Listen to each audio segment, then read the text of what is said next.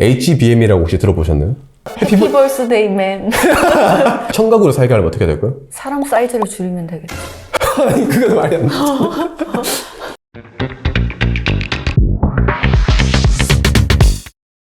유진님은 알고 있는 반도체 기업 어떤 거 있으세요? 삼성, SK 하이닉스, 네. 그리고 엔비디아, 네. 인텔, 오, 네. 그리고 이름을 까먹었는데. 설마 TSMC? 네네네네. 대만 기업입니다. 아, 대박. 이게 그럼 혹시 그 텍사스 인스트루먼트라던가 어프라이드 머티리얼스 같은 기업들은 들어보셨어요? 아니요. 그럼 얘네도 미국 기업인데 그 나스닥에서도 순위권에 들어가는, 제가 정확한 순위는 기억 안 나는데 굉장히 높은 기업이거든요. 이쪽도 다 반도체 기업들이에요. 근데 앞서 말씀드렸듯이 메모리 반도체, 우리나라 SK하이닉스랑 삼성전자, 그 데이터 저장하는 애들이 전체 20%에서 30% 정도. 나머지 애들이 다 미국이 장악을 하고 있어요. 미국 기업들이 거의 대부분을. 그래서 이슈가 뭐냐면 옛날에는 괜찮았거든요. 옛날에는 뭐 AI도 없었고 세상에 이렇게 성능 좋은 뭐 기기도 없었잖아요. 근데 요즘은 이제 너무 다 고성능이 된 거예요. 그러니까 반도체가, 좋은 반도체가 필수가 된 거죠. 원래 반도체 하면 기술 중에 기술이었는데 이게 사회, 경제, 정치까지 올라온 거예요. 예전에 2021년도에 바이든이 웨이퍼 딱 한 장 들고 글로벌 반도체 기업 총수들 불러가지고 언론들의 표현을 빌리면 반도체 전쟁을 선포를 했거든요. 중국이랑 미국 되게 경쟁이 심하죠. 네. 미국 현재에서 어때요? 그러니까 대선 당시 때 네. 약간 트럼프 정부에서 되게 네. 중국에 대한 그 반대 네. 그런 감정을 많이 불러 일으켰거든요. 네. 그래서 확실히 제 주변 사람들도 중국에 대해서 되게 실제로 감정이 올라오는 사람들을 좀 주변에 보긴 했었어요. 그때 바이든 이제 대통령도 전 세계 글로벌 기업들을 백악관으로 부른 다음에 그런 말을 했어요. 야, 너희 중국에 이제 투자하지 마. 중국 투자 이제 그렇게 더 이상 확장하지 마. 그리고 미국에 투자해. 우리나라 기업들한테도. 미국에 투자하면 보조금이랑 세금 혜택을 주겠다라고 했거든요. 근데 이거 딱 들으면, 예를 들어서 유진님이 삼성전자예요. 네. 보조금 준다고 하니까 미국에 지금 되겠다라고 생각할 수 있잖아요. 네. 근데 이게 왜 문제가 될 것 같으세요? 그러면은 네. 그 기술이 미국에 뺏기지 않을까요? 뭐 그런 염려도 당연히 있을 수 있어요. 왜냐면 미국에서 더 많은 데이터를 요청할 수 있으니까. 네. 그리고 직업들이 다 미국인들에게 직업을 주고 한국에 있는 사람들한테 직업이 가지 않을 것 같아요. 그것도 맞는 말씀인데 일단 중국과의 관계, 외교라는 게 네 편, 내 편, 다 같은 편이 되는 게 베스트잖아요. 근데 미국 입장에서는 그거야. 야, 너 이제 중국이랑 친하게 지내지 마. 이제 나라만 같이 친하게 지내자. 라는 게 돼버리는데 우리나라는 이미 중국에 많이 팔고 있잖아요. 또 삼성전자랑 하이닉스가 중국에 투자를 엄청 했대요. 엄청 했는데 이제 하지 말란 거예요. 약간. 삼성전자 입장에서 그 보조금 안 받아도 뭐 회사 무너지지 않아요. 왜냐면 삼성전자도 워낙 돈 많이 하니까. 네네. 근데 그래? 너희 내 돈 필요 없어? 그럼 너희 앞으로 이제 미국에서 어떻게 되나 보자 해버리면 그렇죠. 네, 그런 상황이 됐고 이게 지금까지도 약간 현재 진행형이에요. 약간. 어떤 분들은 그런 말을 써가세요. 야, 그냥 우리가 기술력이 압도적으로 뛰어나면 되는 거 아니야? 물론 맞는 말이죠. 근데 요런 녹음기 하나 만드는데도 전 세계 기업들의 뭐 부품이랑 재료랑 다 들어가거든요. 웨이퍼, 뭐 만든 웨이퍼라고 판때기가 있어요. 그 판 위에서 반도체를 만드는데 그 그림 그리려면 네덜란드 ASML 거 사야 되고 네덜란드 ASML은 독일에 있는 자이스 거 렌즈 사야 되고 그 소재들은 일본 거, 중국 거, 미국 거 다 들어가 있는데 우리 혼자겠다. 워크인데, 혼자겠다. 절대 안 되거든요. 근데 그 글로벌 이제 워크에 대한 주도권을 앞으로 미국은 우리가 지겠다. 우리가 다 지고 네. 그 대신 중국에 주지 마. 그래서 최근에 뉴스에서 난리 났었던 게 이제 화웨이 스마트폰을 딱 까봤는데 거기 SK 하이닉스에 칩이 들어가 있었던 거예요. 하이닉스 입장에서는 놀라가지고 우리가 판 거 아니야. 미국한테 우리는 그런 거 안 했어. 진짜 그랬거든요. 내부적으로는 대체 우리 칩이 어떻게 거기로 흘러 들어갔나를 막 조사를 하고 그랬었죠. 중국 입장에서도 자기들 뭐 스마트폰, 네. 전자기기 발전을 시켜야 되는데 아까 말씀드렸듯이 반도체는 글로벌 워크이기 때문에 자기들 혼자 못하고 있거든요. 그래서 한국 반도체가 필요한데 지금 되게 애매모호한 상황이 된 거네요. 그래서 한국 연구자들 돈 더 주고 데리고 와서 한국 연구자들도 중국에 가고 그러죠. 맞아요. 그걸 천인계획이라고 하거든요. 네. 이런 것들이 다 내용이 비전공자도 알 수 있는 제 책에 있으니까 많이 구입 부탁드립니다. 저도 읽겠습니다. 네, 아무튼 천인계획이라고 요즘도 그런지 모르겠는데 급여의 9배를 줘요. 예를 들어서 유진님이 뭐 100만 원에 만나 칠게요. 900만 원 준다고 하면 가죠. 가죠, 사실. 게임 업계도 그런 게 많았어요. 텐센트가 네. 한 5, 6년 전까지만 해도 네. 그때는 중국의 게임 산업이 되게 그렇게 한국보다 높지 않을 때였거든요. 네. 그때 한국 게임 개발자들을 대거 돈을 엄청나게 많이 주고 데려간 거예요. 네. 그래서 이제 거기서 아트팀을 꾸리고 그런 식으로 지금은 이제 중국이 거의 게임 잡았죠. 업계를 다 네. 잡았죠. 네. 딱 그런 느낌이네요. 네네. 사실 이게 우리나라 기술을 팔고 이게 당연히 너무 잘못된 행동이고 지탄받아 마땅한 행동이긴 한데 한 1년 전이었나요? 설문조사를 했었어요. 만약에 본인이라면 가냐?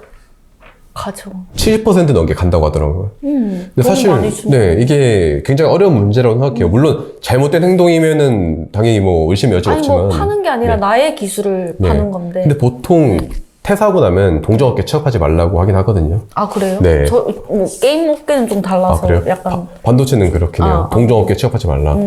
한때 이제 얼마 전이었거든요. 그것도 삼성전자 30년 넘게 삼성전자에 있었던 삼성 사장도 중국에 넘어갈 뻔했거든요. 아 근데 이제 지탄을 받아가지고 이제 취소를 못 하셨는데 가셨구나. 그런 사태들이 지금 벌어지고 있는 게 왜냐면 반도체가 강력하게 말씀하신 연구자분들은 그런 말을 하고 있어요. 반도체가 제 3차 세계대전에 제일 중요한 무기다. 라고 할 정도로. 근데 AI 없으면 이제 이길 수가 없잖아요. 어찌됐든 간에 가장 중요한 무기다라고 말씀하시는 분들도 뭐 많으신 것 같아요. 핵으로 AI를 핵으로 비교하는 분들도 네. 많으니까 그렇게 볼 수도 있겠네요. 그런 분들도 계세요. 그냥 미국 편 안 들어도 되지 않아? 중국한테 많이 팔고 있잖아. 이렇게 생각할 수 있는데 저는 조금 사실 이 부분에 대해서 의견이 다른 게 혹시 유진님 같으면 미국이랑 중국 두 나라 중에 한 곳을 선택한다면 어디를 선택할 것 같아요? 만약 물건을 많이 파는 중국이냐 나를 지켜주고 있는 미국이냐. 솔직히 말씀드리면 저는 미국을 선택하는 게 좀 낫지 않을까라는 생각을 조심스럽게 좀 하고 있어요. 물론 외교 저보다 훨씬 더 대단한 외교관분들이 적당히 티키타카 하면서 잘 해주시겠지만 물론 둘 다 잡는 게 베스트긴 하지만 둘 중에 하나를 잡아야 된다면 미국 쪽에 조금 더 세게 잡는 게 좋지 않을까라는 생각을 하는데 역사는 반복된다고 하잖아요.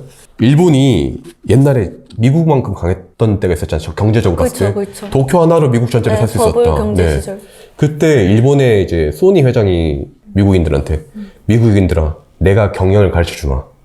이런 식으로 이제 강압적인 고압적인 태도를 많이 취했대요. 그때 반도체 한창 일본이 맞아요. 세계 최고의 시기였고. 네. 근데 그거 보면서 미국이 화가 난 거예요.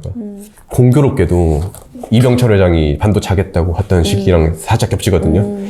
그래서 당시에 이제 미국 입장에서는 일본의 태도가 좀 탐탁지 않았고 일본의 이제 일본의 네. 경제 성장이 미국보다 훨씬 더 네. 앞서려고 네. 하던 시절이었잖아요. 그렇죠. 그래서 미국이 일본의 반도체 쪽에 이제 규제를 걸어버린 거예요. 네. 일본 반도체 칩의 경쟁력을 묶어버렸어요. 그리고 뭘 했냐. 적의 적은 친구라고 삼성전자를 도와줬어요. 예를 들어서 메모리 반도체 기술을 전수를 해주고 많이 도와주고 그랬거든요. 그 다음에 어떻게 됐냐면 지금 보시면 아시겠지만 전 세계 어디에 침체됐죠. 일본 반도체 칩 아무것도 없어요. 역사가 보여주고 있어요. 미국한테 까불면 끝난다. 그 러시아도 그랬고 네. 지금의 중국도 그렇게 당하고 네. 있는 거고 되게 그게 미국의 스탠스잖아요. 네. 항상 누군가가 뭔가 더 미국을 넘어서려고 하면은 때려쳐 이렇게 네. 누르는. 미국만이 할 수 있는 것 같기도 하고 역사학자들이 이렇게 평가하더라고요. 반도체는 원래 미국의 기술이에요. 근데 일본이 미국의 기술을 미국에 팔러가면서 미국을 이길 수 있다는 오만함을 보였기 때문이다. 라고 평가하시는 미국인 분들도 계세요. 아, 그래요? 전문가들 중에. 근데 사실 이게 굉장히 가혹한 말이거든요. 반도체는 원래 미국의 기술이야. 근데 이 기술로 감히 미국의 물건을 팔면서 우리를 이길 수 있다고 생각해? 라고 생각하는 거예요, 미국인들은. 되게 근데 파워가 있으니까 네. 때릴 수 있다는 거는 네. 그거 되게 참 슬픈 일인 것 같아요. 네. 그냥 일본 입장에서는 그렇게 네. 한창 맞아요. 경제가 성장하고 그 버블 경제 당시 때 얼마나 멋진 애니메이션과 그 네. 당시 때 일본의 애니메이션은 네. 정말 황금기였거든요. 네. 카우보이 비밥, 네. 뭐 그 90년대, 80년대 네. 애니메이션 너무 멋진 것들이 많잖아요. 중산층의 돈도 많았고 그래서 예술을 소비할 수 있는 사람들도 되게 많았고 그런 시기였다고 네. 하더라고요. 근데 미국에서 완전 네. 제재를 걸고 그러면서 버블 경제도 다 물론 그 반도체 규제 하나 걸었다고 미국, 다 일본 전체 그런 다 건 그런 건 아니지만, 아니겠지만 그 중에 네. 일부였겠죠. 네, 네. 일부였지만 아무튼 그런 일들이 있었고 네. 일본의 이제 전자 제품에 대한 부흥기가 그때 많이 줄어들었다고 하더라고요. 네네. 정말 재밌는 게 뭐냐면 2021년쯤에 바이든이 웨이퍼 들면서 우리 이한테 붙어라고 말을 했었거든요. 네. 그때 우리나라도 그렇고 저 채널에서도 많이 다뤘었는데 난리가 났었어요. 2024년 2월 기준으로 결과론적으로 보면요. 미국 제조업은 제2의 전성기를 열었다는 평가예요. 그 덕분에.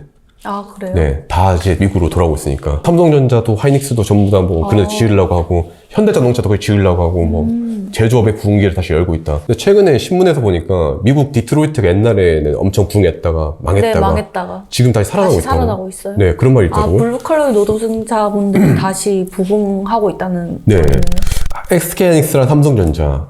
어찌 보면 대한민국 최고의 두 기업인데, 요즘 엄청 신경전을 벌이고 있어요. 왜 그런지 아세요?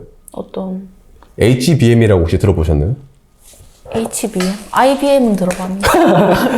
HBM이요. 이게 지금 반도체 업계 최대 화두지간해요. 반도체 학회 가고 반도체 어디 인터뷰 가면 싹 다 말하는 게 이놈이에요. 해피 벌스데이 맨. 이게 전 세계에서 제일 인기 많은 게 몇인 줄 아세요? 혹시? SK하이닉스예요, 지금은. 아, 얘가 점유율이 50%, 트렌드 포스 기준으로. 근데 뭔지 네. 설명해 주시고. 네, 삼성이 40%. 근데 얘가 뭐냐? 네. 메모리에어 시스템이에요. 이 메모리입니다. 아, HBM은 메모리예요. 메모리인데 아. 사실 요 D램이랑 구조적으로 완전히 다르긴 해요. 근데 이야기 쉽게 말씀드리면 D램이 이렇게 돼 있잖아요. 네. 얘는 용량이 한정돼 있어요. 여기 이런 것들이 몇 개 안 꽂혀 있잖아요. 네. 요 한정된 공간에서 어떻게 용량을 늘릴 수 있을까? 이게 만약에 미국이에요. 미국 주택이에요. 네. 이 땅덩어리 하나에 주택이 8개가 있어요. 네. 그러면 8가구가 살 수 있겠죠? 네. 1000가구로 살게 하면 어떻게 될까요? 사람 사이즈를 줄이면 되겠다. 아니, 그건 말이 안 돼. 여기 아파트를 지으면 되지 않을까요? 아파트를 지어버리면 여기다 200명씩 살게 만들면 되잖아요. 네. 세로로. 쌓죠. 그래서 만들어진 게 HBM이에요. 메모리가 공간이 한정돼 있으니까 얘를 어떻게 용량을 늘릴까 하다가 위로 쌓아준 거예요. 이렇게 막 위로 쌓아주고 연결해 준 거예요. TSV라는 통로를 통해서. 근데 제 아이디어 너무 좋지 않았어요? 사람을 작게 만드는. 들으면 쉬워요. 그냥 아파트 사채 쌓으면 되는 거 아니야? 생각할 수 있는데 칩이 반도체는 얇아요. 얇은 데다가 얘는 그 정확한 비유는 아닌데 유리 같은 애들이거든요. 톡하면 부러진다는 뜻이에요. 여기다 구멍 어떻게 뚫어요? 예를 들어 유리 구멍 뚫을 수 있어요? 레이저. 아니 그렇게 하면 되긴 한데 얘는 근데 작잖아요. 너무 작으니까 뚫기가 힘든 거예요. 그래서 HBM은 D램이나 메모리 반도체를 위로 쌓아서 연결을 한 거예요. D램이 뭐냐? 이 책상이에요. 예를 들어서 유진님 머릿속에 저기 있는 만화책들 내용들이 대충 알고 있잖아요. 네. 근데 최AI에서 누가 무슨 행동했던 거 그거 몇 권에 있지? 생각이 막 들어요. 근데 멀리 있잖아요. 가지러 갔다 오고 시간 걸리잖아요. 근데 여기 책상 위에 있으면 어떨까요? 바로 볼 수 있잖아요. 속도가 훨씬 더 빨라지는 거죠. 이게 D램이에요. D램은 책상이다. 아, HBM은 이런 책상들을 위로 엄청 싹 쌓아놓고 쌓아놓고 빠르게 네. 볼 수 있게끔, 빠르게 네. 찾을 수 있게끔 하는. 근데 AI는 데이터가 엄청 들어가잖아요. 그러니까요. 여기 책상이 부족한 거예요. 네네. 그래서 이제 HBM이 계속 생기고요. 쌓는구나. 네. 아, 근데 이거를 전 세계에서 이 두 기업이 제일 잘한다. 지금까지 단 한 번도 SK하이닉스는 삼성전자의 점유율로 이긴 적이 없어요. 엎치락뒤치락 한 적도 있겠지만 이렇게까지 시작할 때부터 하이닉스가 삼성전자를 이긴 적이 없었어요. SK하이닉스 입장에서는 기회인 거죠. 우리가 한 번도 삼성전자를 점유율에서 이긴 적이 없는데 좀 제치고 있네? 좋은 게 뭐냐면 얘가 비싸요. D램보다 얘가 6배 이상 비싸거든요. 네. 뭐 엔비디아라던가 그런 기업들은 이게 필수예요. 안 살 수가 없어요. 기업들 입장에서는 비싸게 팔 수 있으니까 네. 좋은 거죠. 그래서 최근에 전문가분들은 HBM을 두고 대한민국 경제의 동아줄이라고 표현할 정도로 굉장히 중요한데 삼성전자 사장님께서 최근에 기고문에서 그런 말을 썼어요. 삼성전자는 HBM 세계 1위로서 앞으로도 초격차를 유지해 나가겠다라고 말했고 그 이후에 얼마 안 돼가지고 SK하이닉스의 한 부사장님께서는 SK하이닉스는 세계 1위로서 둘 다 자기들이 세계 1위라고 주장하고 있어요. 세계 1위로. 네. 왜냐면 차세대 메모리 될 텐데 요 이미지를 잡지 못하면 좋은 기술을 가진 기업이라는 이미지에서 좀 벗어날 수 있기 때문에 삼성전자가 2달 늦긴 했지만 하이닉스보다 성능이 한 4에서 6% 정도 더 좋아요. 삼성계. 정량적인 결과인데 지금 현재 이런 기술적인 경쟁 또 신경전이 지금 엄청나게 일어나고 있습니다. 현재 대한민국의 네. 반도체 상황이죠, 약간. 다른 외국 기업에서 이분들을 넘어서는 기업은 없는 거죠, 지금? 없어요, 지금. 아무도 없어요. 전 세계에서 삼성 아니면 SK 하이닉스. 그래서 SK 하이닉스가 최근에 엔비디아랑 계약을 했거든요. 아, 혹시 유진님 계약 받으실 때, 예를 들어서 뭐 10만 원 일하실게요. 네. 10만 원 다 받고 일하시나요? 처음부터? 아니죠. 그쵸. 네, 네.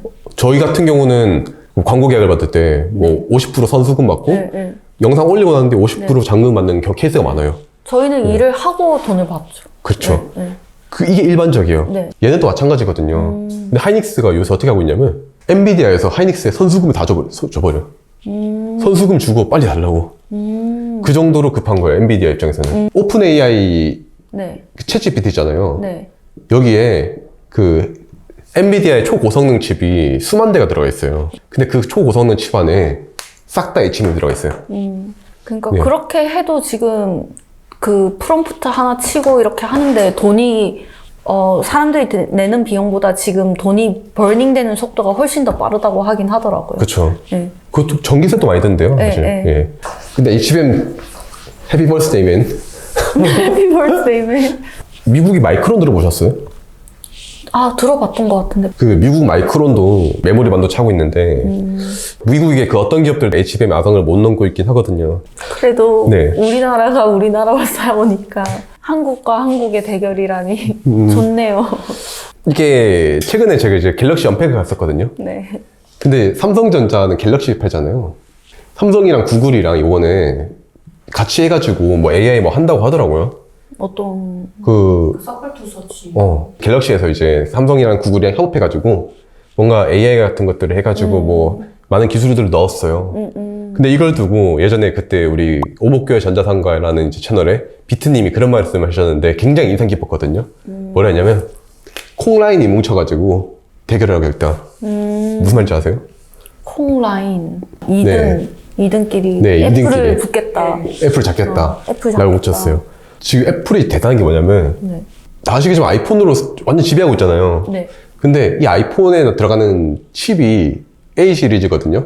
뭐 A17 프로라든지 이런 칩들이에요. 네. 성능이 미쳤어요. 이거를 TSMC가 만들어주고 있어요. 아, TSMC는 파운드리거든요. 반도체 만들어주는 공장이에요. 네. 삼성도 파운드리가 있어요. 삼성 파운드리. 세계에서 삼성 파운드리가 2등이고요. TSMC가 1등이에요. 1등. 삼성 파운드리도 지금 초격차 기술을 통해서 최대한 따라 잡고 있긴 한데 있지만. 이거는 아직 공식적으로 발표된 건 없는데 왜 애플은 삼성 파운드리가 아니라 TSMC한테 칩 만들어 달라고 맡길까요? 당연히 삼성을 키우고 싶지 않으니까. 네, 그런 생각이 있겠죠, 아무래도. 그리고 네. 저기는 폰을 안 만들 거 아니에요. 맞아요. 네. 어떻게 아셨어요? 그러니까 투자를 하겠죠, 저기에. 맞아요. 네. TSMC의 모토가 그거거든요. 우리는 고객과 경쟁하지 않는다. 근데 삼성 같은 경우는 너무 대단한 회사잖아요, 사실. 그러니까 이제 얘네는 폰도 만들고, 반도체도 만들고, 설계도 하고, 다 하니까, 파운드리에 이제 얘네들이, 애플이 설계도를 맡긴다 하더라도, 파운드리가 그걸 뺏겨서 뭐 하진 않겠죠. 하지 않지만, 뭔가, 그래도 기분이 좀 그렇잖아요. 네, 약간 네. 경쟁자인데. 네. 그래서 애플이 이렇게 강한 거예요, 되게. 칩도 엄청 잘 만드는데 설계도도 너무 좋아. 최고의 생산자와 최고의 설계자가 만난 거예요. 약간. 저희가 작년 6월에도 이제 여기 강일랜드 실리콘밸리 행사도 가고 하면서 많이 들었었는데 네. 삼성전자의 강문수 부사장님께서도 직접 그런 말씀 하셨거든요. 삼성전자 이제 파운드리 필살기는 그러니까 애플과 TSMC 이런 단단한 것들을 이길 수 있는 필살기 중에 하나가 바로 패키지예요. 패키지? 네. 어떤 포장? 것 같아요? 포장이요? 패키지. 네. 요게 삼성 파운드리의 필살기 중에 하나로가 될 거예요. 지금 학회 같은 데 가도 요거 얘기를 굉장히 많이들 하고 계세요. 그게 무슨 기술인데요? 말씀하신 대로 포장 맞거든요. 네. 옛날에는 패키지가 중세시대 갑옷 같은 거였어요. 무겁잖아요. 그리고 막 싸움을 하는 데 있어서 굉장히 중요한 역할을 하지 않았어요. 무거워가지고 잘 움직이지도 못하고. 근데 요즘 패키지는 어떤 거냐? 이거 삼성전자가 비유를 한 건데, 아이언맨 슈트예요. 토니 스타크 머리 진짜 좋은 사람이잖아요. 네. 마블에서. 근데 이 사람이 아이언맨 슈트 없으면 잘 싸울 수 있을까요? 머리가 아무리 좋은 사람이라도 슈트 없으면 못 싸우는 거예요. 패키지가 슈트예요. 좋은 칩이 좋은 성능을 낼 수 있게 발열 관리, 칩 보호, 그리고 전선 연결해주고 이런 역할을 해주는데 이런 것들처럼 얘네들이 중요해지고 있고 삼성전자가 여기 큰 강점을 갖고 있다고 많이들 말씀을 하고 계시더라고요. 앞으로는 이제 패키지 쪽으로 방향을 갈 거다. 혹시 이해되셨나요? 와, 신난다. 소리님이 패키지 전공하셨어요? 아, 네. 아, 그래요? 네. 아, 반도체 하면 저는 전자 패키지를 전공을 했었어요. 근데 반도체 한다고 하면 반도체 8대 공정이 있거든요. 아까 처음 말씀드렸듯이. 이 8대 공정이 이제 굉장히 8개 나눠져 있는데 웨이퍼, 산화, 사진, 식각법 엄청 많아요. 그 중에 이제 마지막에 패키지 공정이거든요. 아, 근데 패키지 하나 공정도 전공하는 사람들이 엄청 많아요. 어떤 사람들은 뭐 솔더 전공하고 어떤 사람들은 뭐 와이어 전공하고 굉장히 나뉘거든요. 근데 내가 이거 반도체 전공했다고 하면 사람들이 이거 다 아는 줄 알아. 완벽하게. 물론 개략적인 건 알고 있지만 아, 약간 세분화돼 있군요. 엄청 세분화돼 있어요. 네. 아, 네. 아티스트들 중에서도 뭐 캐릭터 아티스트, 네. 배경 아티스트, 뭐 무기 아티스트 네. 뭐 이렇게 나눠져 있듯이 그쵸. 완전.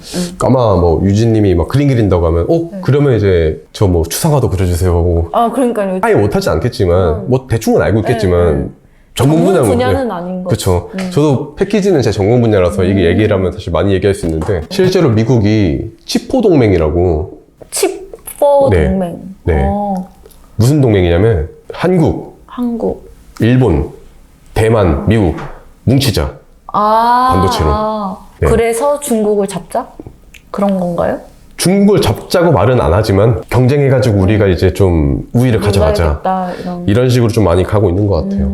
옛날에는 진짜 기술 중에 기술이고 하이테크 중에 하이테크였는데 또 반도체가 어느 순간부터 이제 정치, 경제, 사회 영역으로 많이 나온 것 같아요. 메모리랑 이제 그런 데이터나 AI 네. 뭐 이런 것 때문에. 네. 저는 이제 AI 데이터셋이나 뭐 이런 윤리적인 입장 뭐 이런 것만 네. 봤었는데 이거랑도 같이 결부가 되니까 더 좀 다르게 보이는 게 있는 것 같아요. 약간. 실제로 보신 적 있어요? 좀 딜을? 많이 봤죠, 보죠. 봤죠. 왜냐면 컴퓨터, 저도 네. 슈퍼컴퓨터를 항상 써야 되니까 이제 제 동생이 항상 제 컴퓨터를 조립해 주는데 이런 걸 오더해가지고 막 이렇게 네. 막 붙이고 하더라고요. SK 하이닉스 거 자주 사는 것 같고 네. 아마존에서 항상 되게 좋은 딜로 막 뭘 올리고 하시더라고요. 그래서 저는 삼성보다 SK 하이닉스 제품을 더 많이 본 것 같긴 해요. 미국 시장에서. 그 김기남 회장님께서 삼성전자 굉장히 유명하신 회장님 있거든요. 반도체 혁신 소수가 아니라 다수에게 돌아가는 방향으로 발전해 왔다고 늘 그런 말씀. 소수가 아니라 다수를 향한 방향으로 발전해 오고 있다. 발전해오고 네, 있다. 반도체가 발전함으로써 이제 우리가 이런 스마트폰 그냥 다 쓸 수 있게 되었고 예전보다 확실히 빨라졌잖아요. 예를 들어서 디스플레이 요거 굉장히 이제 부드럽잖아요, 이런 거. 왜요? 햅틱 시절. 네, 햅틱 기억나세요? 네, 기억나긴 해요. 그때 엄청 드드드드드 그랬잖아요. 맞아. 근데 지금 되게 부드럽잖아요. 이거 혹시 디스플레이도 반도체인 거 알고 계세요? 이거 디스플레이 반도체예요. 올레드인데 그 올레드에서 마지막에 D가 다이오드라고 얘도 반도체거든요. 얘도 반도체예요. 모든 세상이 반도체인 거예요. 반도체 없으면 이제 안 되는 세상이 오게 되었죠. 그렇죠. 네. 유진님 요새 AI에 관심이 굉장히 많으시잖아요. 생성형 AI에 관심이 많은 거는 이제 네. 그거를 어떻게 윤리적으로 많은 창작자들에게 도움을 줄 수 있는 방향으로 3C1T라고 해서 3C 1T요? 네. 어떤 거죠? 그래서 consent, 네. credit, compensated, 컨센트, 크레딧, compensated. 펜스. T는 transparency. 투명하다. 네, 데이터 트랜스퍼런시. 미국에서도 유럽에서도 제일 중요하게 생각하는 포인트가 이제 창작자들에게 그리고 동의, 컨센트는 동의, 크레딧은 이제 그 사람의 아트워크를 썼다는 크레딧을 주는 거, 그리고 컴펜세이트는 보상.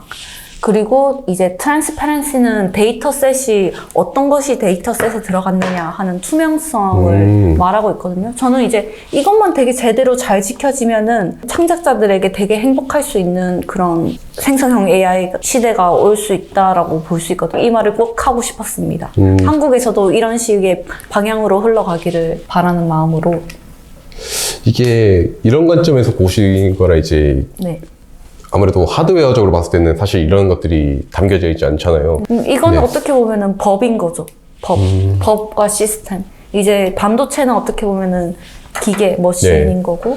사실 저는 그런 생각이 들었어요. 사실 저는 하드웨어를 전공한 사람이잖아요. 네. 그래서 이런 에시컬한 부분에 대해서는 사실 좀 많이 소홀하긴 했는데 네. 사실 그런 생각은 들어요. 지금 기술이 너무 빠른 속도로 발전을 하고 있는 것 같아요. 네. 그때 챗GPT 이후로 네. 너무 빠른 속도로 엄청나게 발전을 하고 있는데 그 이카루스가 이제 날개를 달고 태양 가까이 너무 빨리 갔다가 녹아서 죽었잖아요. 네, 네, 네. 지금 인간의 모습이 그렇게 보인대요. 어떤 교수님은 태양에 좀 맞아요. 천천히 다가가서 맞아요. 날개를 좀 더 이제 튼튼하게 만들어주고 막 여러 가지를 수처리 내주고 시스템을, 네, 해주고. 다가가야 되는데 네. 너무 빨리 가고 있기 때문에 날개가 녹고 있는 듯한 느낌이 든다. 네네. 물론 혹자는 최대한 빨리 해가지고 달려가야지 이게 뭐가 무서워 이래서 어떻게 발전해 할 수 있지만 좀 천천히 다가가야 되지 않을까.